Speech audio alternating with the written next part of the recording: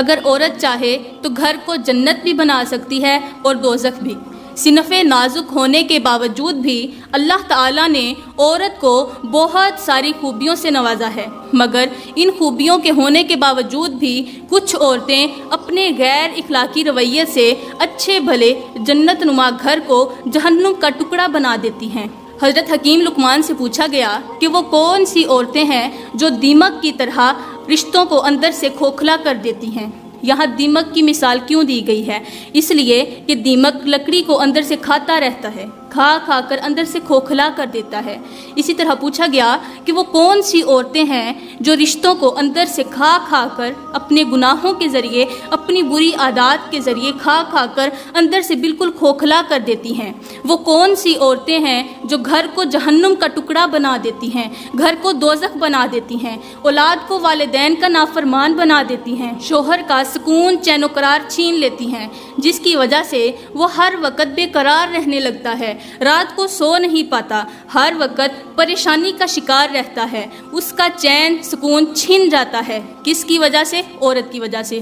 وہ کون سی عورتیں ہیں جو شوہر کا سکون چین و قرار چھین لیتی ہیں، گھر کو دوزخ بنا دیتی ہیں؟ اور کون سی عورتیں ہیں جن کی وجہ سے گھر میں رہنے والا ہر ایک فرد پریشان رہتا ہے؟ تو جب گھر کا ہر ایک فرد پریشان رہے گا تو ظاہر سی بات ہے گھر خوشیوں سے محروم ہو جائے گا۔ جب گھر خوشیوں سے محروم ہو جاتا ہے تو لوگوں کے باوجود بھی بھرا ہوا گھر ویران سا نظر آنے لگ جاتا ہے۔ پوچھا گیا وہ کون سی عورتیں ہیں جو گھر کا سکون بے سکونی میں بدل دیتی ہیں، بے قراری میں بدل دیتی ہیں، بے چینیوں میں بدل دیتی ہیں، چین و قرار کو پریشانیوں کی مٹی میں دفن کر دیتی ہیں۔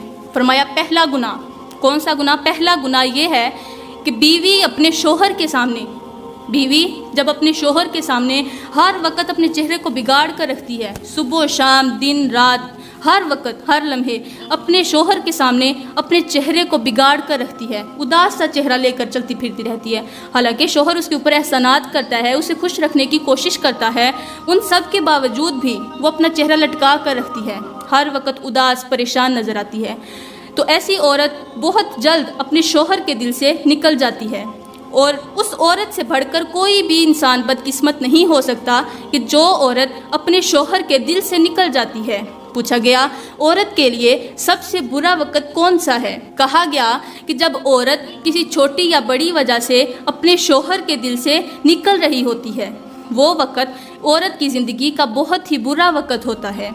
اور ہاں، شوہر کے سامنے چہرہ بگاڑ کے رکھنے والی عورت کے لیے اللہ تعالیٰ کی طرف سے بھی دنیا میں ایک سزا ملتی ہے۔ وہ سزا کون سی ہے؟ وہ یہ کہ شوہر کے دل سے اللہ تعالیٰ اس عورت کے لیے فکر نکال دیتا ہے اور اس عورت کو اس کے نفس کے حوالے کر دیتا ہے، پھر وہ جو چاہے کرے، شوہر اس کی فکر نہیں کرتا۔ ایک عورت پیر صاحب کے پاس گئی، جا کر کہنے لگی پیر صاحب مجھے ایک تعویذ دے دیں۔ کس چیز کا تعویذ؟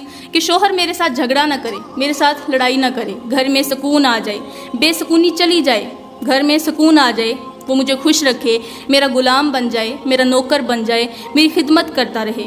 پیر نے کہا چلو اس طرح کرو، جاؤ ایک گلاس پانی کا لے کر آؤ، میں اس میں کچھ دم کرتا ہوں، وہ پینا انشاءاللہ آپ کے گھر سے لڑائی جھگڑا ختم ہو جائے گا۔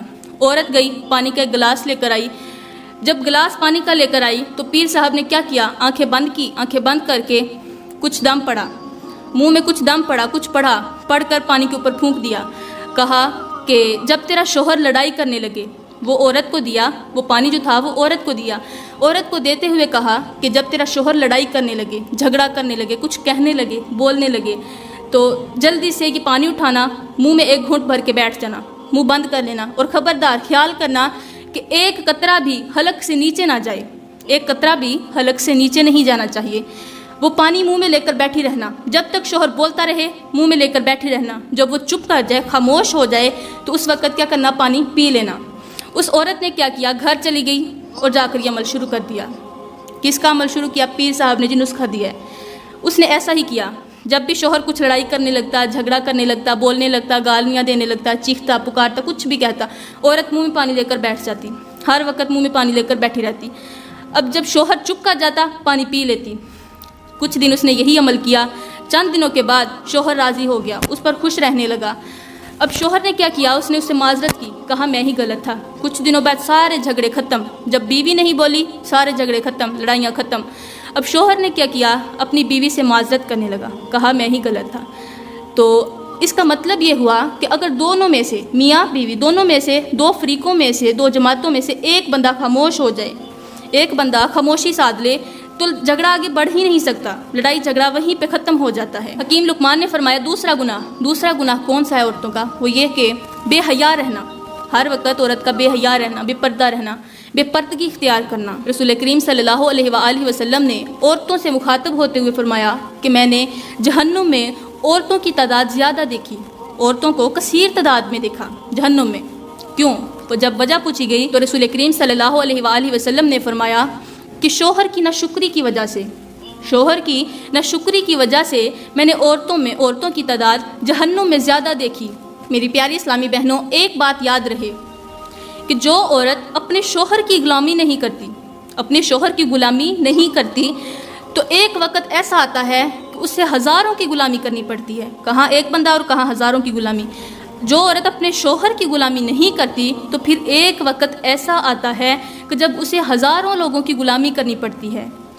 آج اگر کسی عورت سے، بے پردہ عورت سے پوچھا جائے کہ تو پردہ کیوں نہیں کرتی، تو اپنا جسم کیوں نہیں ڈھانپتی، تو چہرے پر حجاب کیوں نہیں کرتی، تو جواب کیا ملتا ہے؟ معاشرے کی وجہ سے، لوگوں کی وجہ سے، رشتہ داروں کی وجہ سے۔ تو اس کا مطلب یہ ہوا کہ اس نے ایک اللہ کی غلامی چھوڑ کر لوگوں کی غلامی شروع کر دی ہے، وہ لوگوں کے غلام بن چکی ہے، لوگوں کی غلامی کرنے لگی ہے۔ تو اسی طرح جو عورت اپنے شوہر کی غلامی نہیں کرتی تو اس کو بعد میں اپنے بڑے بھائی کے ہاں غلامی کرنی پڑتی ہے، اس کے بچوں کی غلامی، اس کی بیوی کی غلامی، اس بھائی کی غلامی نہیں کرے گی، روٹی نہیں ملے گی، اس کے گھر کا جھاڑو پوچھا نہیں کرے گی، روٹی نہیں ملے گی، واش روم صاف نہیں کرے گی، روٹی نہیں ملے گی۔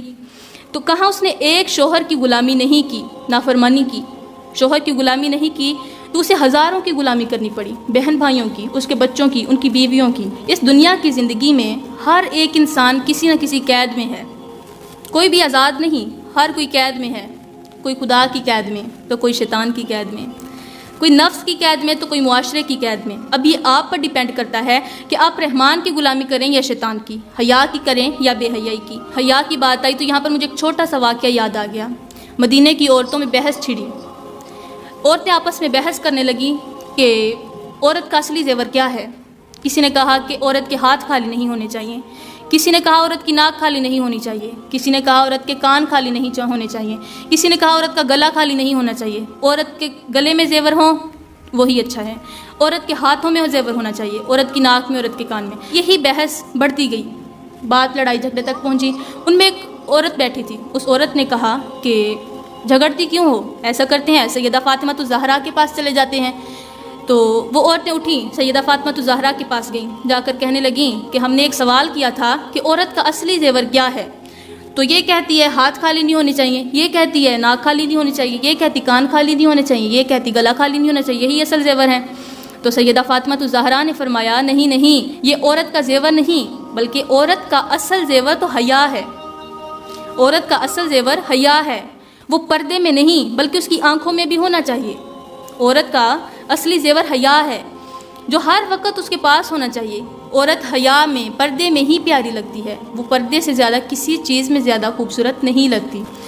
تو فرمایا تیسرا گناہ عورت کا بے نمازی ہونا۔ بے نمازی عورت ہر وقت بے سکون رہتی ہے، اس کا گھر پریشانی کی دلدل میں پھنس جاتا ہے، وہ ہر وقت خود بھی پریشان رہتی ہے، گھر والے بھی پریشان رہتے ہیں۔ ایک عورت عالم دین کے پاس گئی، جا کر عرض گزار ہوئی کہ مولانا صاحب میں ایسا کیا کروں کہ میرے بچے فجر کی نماز پڑھنے لگ جائیں، میرے بچے فجر کی نماز پڑھنے لگ جائیں، تو میں ان کو کیسے اٹھاؤں، وہ اٹھتے ہی نہیں ہیں۔